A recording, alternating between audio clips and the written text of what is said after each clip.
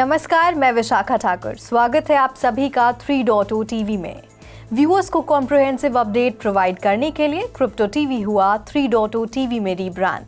Crypto currencies, blockchain, metaverse, non fungible tokens, security और latest digital segment से जुड़ी हर Web3 related खबरों के लिए देखते रहिए 3.0 टीवी चैनल। पेश है आज की मुख्य खबरें। क्रिप्टो करेंसीज में दिखी बढ़त, बिटकॉइन ने किया $21,306 पर ट्रेड। अनुमानित 115 मिलियन इंडियन क्रिप्टो यूजर्स में से 1/3 है रेगुलेशन को लेकर चिंतित। सिंगापुरियन पुलिस संघ अनुपालन करने पर होडल नॉट हो सकता है गुलाम। टेलीग्राम के सीईओ ने एनएफटी के रूप में यूजर नेम लिंक की नीलामी का रखा प्रस्ताव। वेसल हार्ड फोक के लिए 33% तैयार है कार्डानो पूल्स। कार्डानो ने एनुअल एनर्जी एफिशिएंसी में पेपाल, नेटफ्लिक्स और यूट्यूब को दी मात। फिलीपीन सेंट्रल बैंक ने 2 और डिजिटल बैंकों को दी मंजूरी। बीजिंग ने की अपने 2 वर्षीय मेटावर्स इनोवेशन और डेवलपमेंट प्लान की घोषणा।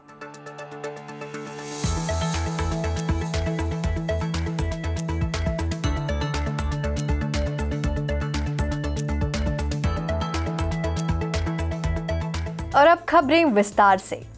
Global crypto market mix trade कर रहा था क्योंकि मार्केट पार्टिसिपेंट्स ने जैक्सन होल मीटिंग के आउटकम की एंटिसिपेशन में नए बेट्स लगाने से खुद को रोका। ग्लोबल क्रिप्टो मार्केट को 0.5% ऊपर $1.3 ट्रिलियन पर था।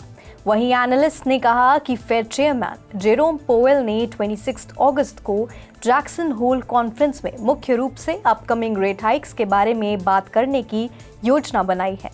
इन सब के बीच बिटकॉइन ने पिछले 24 घंटों में 0.5% की गिरावट के साथ $21,306 पर ट्रेड किया है, जबकि इथीरियम ने उसी समय के दौरान 1.6% की बढ़त के साथ $1,635 पर ट्रेड किया। हालांकि मर्ज द्वारा मार्केट डायरेक्शन को आने वाले कुछ हफ्तों एक इन्फ्लुएंस जारी रखने की उम्मीद है। वहीं क्रिप्टो करेंसी का IC15 इंडेक्स 0.1% की बढ़त के साथ 31,170 पॉइंट्स पर ट्रेड कर रहा था। क्रिप्टो करेंसी एक्सचेंज क्यूकॉइन ने 23 अगस्त को अपने इनटू द क्रिप्टोवर्स इंडिया रिपोर्ट सर्वे के रिजल्ट जारी किए। Estimated 115 million crypto currency users 18 से 60 आयु वर्ग की भारतीय आबादी का अप्रोक्सीमेटली 15% हिस्सा है। सर्वे में मौजूद 33% रिस्पोंडेंट्स एम्बिगियस गवर्नमेंट रेगुलेशंस को लेकर चिंतित हैं। वहीं 26% हैक्स और एक्सप्लॉइट्स, जबकि 23% की पैसों को खोने की चिंता है। 2022 के फर्स्ट क्वार्टर में 18 से 30 वर्ष की आयु के 39% इन्वेस्टर्स की पहचान भारत में क्रिप्टो करेंसी यूजर्स के रूप में की गई थी। फ्यूचर के लिए इन्वेस्ट करना एक दूसरे पोटेंशियल सब्जेक्ट था, जिसमें 54% रिस्पोंडेंट्स का मानना था कि क्रिप्टो करेंसी में ट्रेडिशनल एसेट्स की तुलना में इन्वेस्टमेंट पर ज्यादा रिटर्न प्रोवाइड करने का पोटेंशियल है। होडल नॉट ने आज खुलासा किया है कि सिंगापुर पुलिस फोर्स ने एक ट्रांसफर ऑर्डर जारी किया था जो फोर्स के फंड्स को डिप्लीट कर सकता था। सिंगापुर पुलिस ने होडल नॉट को मॉनेटरी डिमांड जारी की है। होडल नॉट ने अपने सबसे हालिया अपडेट में खुलासा किया है कि सिंगापुर पुलिस फोर्स ने 14 जुलाई को इसके खिलाफ एक ट्रांसफर ऑर्डर जारी किया था। इस आदेश के लिए होडल नॉट को सैम ट्रेड कस्टोडियन के अकाउंट से स्टेबल कॉइन्स में $127 मिलियन से ज्यादा देने की जरूरत है। एक कस्टमर कंट्रैक्चुअल तरीके से होडल नॉट हांगकांग के साथ जुड़ा हुआ है। इस तरह से अगर होडल नॉट ऑर्डर का पालन करता है तो जुडिशियल मैनेजमेंट के तहत अपने रिकवरी प्लान को पूरा करने के लिए उनके पास कोई एसेट्स नहीं बची होगी। कंप्लायंस कंपनी को लिक्विडेट के लिए भी फोर्स कर सकता है, जिससे ये यूजर्स को पे करने में असमर्थ हो जाएगा। टेलीग्राम के सीईओ पवेल डुरोव ने अपने प्लेटफॉर्म यूजर नेम और चैनल लिंक को NFT के रूप में मार्केट में लाने का प्रस्ताव सामने रखा है। टेलीग्राम इकोसिस्टम के दूसरे एलिमेंट्स, जिनमें चैनल्स, स्टिकर्स या इमोजी शामिल हैं, बाद में भी इस मार्केटप्लेस का हिस्सा बन सकते हैं। द ओपन नेटवर्क की हाल ही में 2000 से ज़्यादा .टोन डोमेन नामों की सेल की सक्सेस ने डुरोव को यह निर्णय लेने के लिए प्रेरित किया। टोटल 2,392,002 टोन कॉइन की सेल हुई, जिनमें से हर एक का ट्रेड $1.29 में हुआ, जो लगभग $3 मिलियन था। Blockchain based domain naming system जैसे इथेरियम नेम सर्विस और सोलाना बोनाफाइड नेमिंग सर्विस ने हाल ही में यूनिकॉर्न स्टेटस तक पहुंचने वाले अनस्टॉपेबल डोमेन के साथ पॉपुलैरिटी पाई है। अगर टेलीग्राम इसके साथ आगे बढ़ता है तो कस्टम लिंक, NFT एड्स और सब्सक्रिप्शन सर्विसेज के अलावा रेवेन्यू अर्न करने का एक और तरीका हो सकता है। टेक्नोलॉजी के साथ अपनी फैमिलियरिटी को देखते हुए डुरोव भी टेलीग्राम के लिए पसंद के ब्लॉकचेन के रूप में TON को आजमाने के लिए इच्छुक हैं। चैट ऐप पहले से ही यूजर्स को ऐप के भीतर सीधे एक दूसरे को टोन कॉइन भेजने की अनुमति देता है, तो उस पर आधारित एक NFT मार्केटप्लेस Web3 इंटीग्रेशन के लिए एक प्रोबेबल नेक्स्ट स्टेप की तरह लगता है। कार्डानो ब्लॉकचेन के स्टेक पूल्स में 33% नोड्स को अपडेट किया गया है और सबसे बड़े इंडिपेंडेंट कार्डानो एक्सप्लोरर सी एक्सप्लोरर के अनुसार वेसल हार्ड फोक के लिए तैयार किया गया है। ऐसे में 67% नोड्स अभी भी प्री वेसल या अनरिन्यूड स्टेटस में हैं।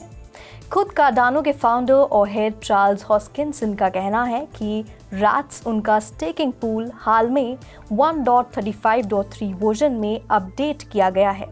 एक बार अपडेट किए गए स्टेक पूल का अनुपात टोटल के 75% तक पहुंचने के बाद वेसल इवेंट अवेलेबल होगा। रिन्यूड पूल्स में 24.68 बिलियन ADA में से 9.2 बिलियन ADA हिस्सेदारी में है, जबकि अनरिन्यूड पूल में 15.18 बिलियन ADA है।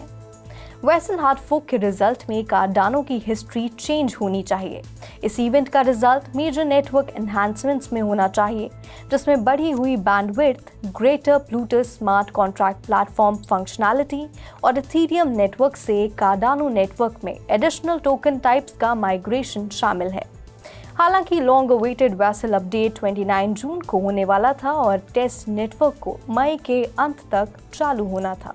ऐसा लगता है कि कार्डानो इकोसिस्टम सबसे वाइडली उपयोग किए जाने वाले प्लेटफॉर्म्स की तुलना में कम एनर्जी कंज्यूम करता है, जबकि बिटकॉइन माइनिंग में अभी भी बहुत ज़्यादा एनर्जी कंज्यूम होती है।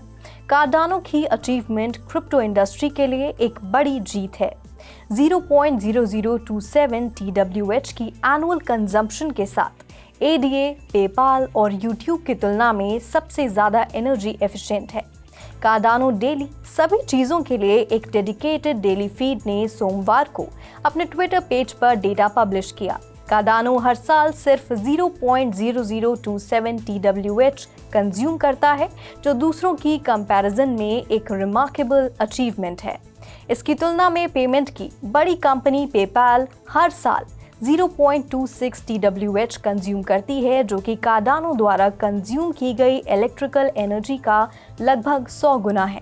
एक डेटा के अनुसार नेटफ्लिक्स हर साल लगभग 94 TWH कंज्यूम करता है, जो कि ADA की कंजम्पशन रेट के लिए इनकम्पेरेबल है। YouTube 244 TWH की एनुअल रेट के साथ न सिर्फ ADA बल्कि बिटकॉइन माइनिंग से भी बेहतर आउट परफॉर्म करता है। आज के लिए फिलहाल इतना ही। मैं विशाखा आपसे फिर मिलूंगी ऐसी ही अपडेट्स के साथ। तब तक के लिए देखते रहिए 3.0 TV और हमारे चैनल को सब्सक्राइब, लाइक और शेयर जरूर करें।